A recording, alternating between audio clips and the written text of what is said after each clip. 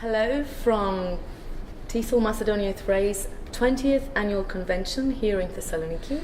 I'm Joanna Chletzi, a board member of TESOL, and here we have with us Tom Godfrey, and we're very glad to have you. Welcome. Thank you very much. That's not the first time you're coming, yeah? I came to Thessaloniki, I think maybe 5 or 6 years ago, but it was a very brief visit. Well, it's good to have you back. Thank you.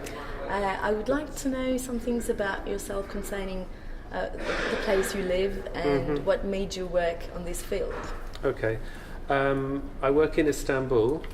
I've been in Istanbul for 25, 26 years now.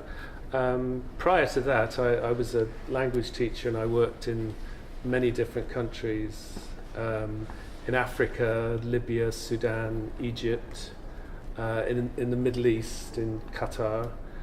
And then I arrived in Istanbul, and I think I was ready to settle somewhere because I'd moved every year. And I set up my own language school initially. Excellent. And now I do teacher training. And quite rewarding, yeah? yeah, I mean, I think it's something that was necessary in somewhere like Istanbul. There are a lot of teachers, a lot of English language teachers, but for a long time there was very little training and there was very little investment in training. But that's changed a lot in the last 10, 15 years. It's a very dynamic English language teaching context now. Well, actually, you're talking about changes in the whole process of learning, and this is what your speech is going to be about. The title is Whole Person Learning the New Way. Yes. And as the title of this conference is the what and how, could you tell us some things about what do we teach from a whole person perspective and how actually we do it?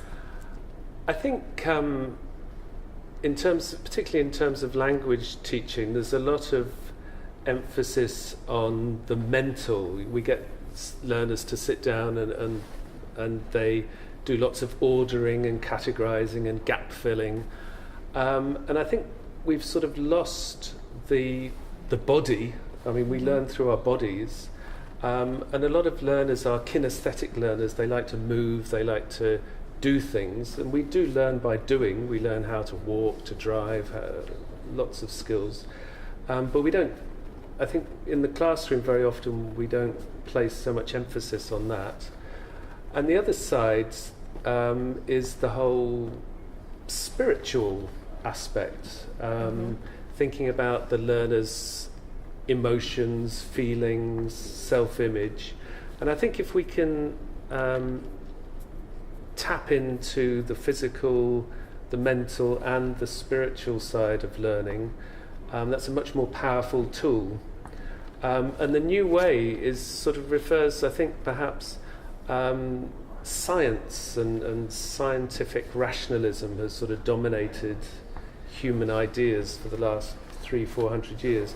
And I think it's beginning, people are beginning to see that there can be intuitive answers to problems, there can be creative answers to problems. It's not all based on empirical evidence.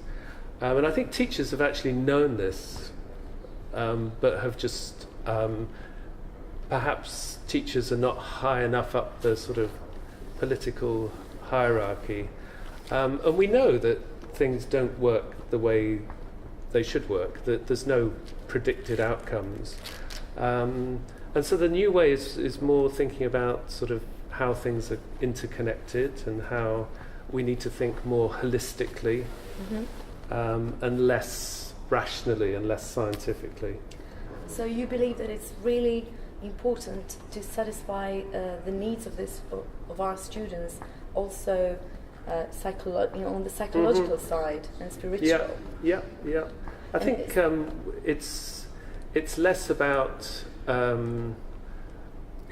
thinking about physical and thinking more about energy and how the energy of the classroom, not maybe thinking less about the individual learners as separate entities and thinking about how everything links up, how everything's connected. So how easy is it to do that in the classroom environment?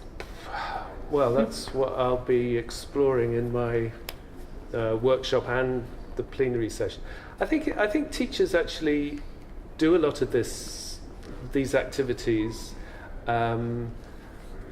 sort of creative, imaginative teachers, but they're not encouraged to. They're encouraged to sort of follow course books, follow syllabus, very traditional, and it's basically a control mechanism. It's trying to make all students like a McDonald's burger, and they all come out as a standard way. And teachers know that that's rubbish, but they're not really encouraged to be creative, to be imaginative. There's too much sort of control to be standardised, and we know that standardised doesn't work. Yeah, that's true. So what is the message you would like to give to teachers of today? To be more confident about their own intuition, their own creativity, to pay less attention to theories, methods, tests, course books, and to be much more experimental and to think more holistically. Well, thank you very much. Thank you for sharing this with us. Thank you for Thank you for watching.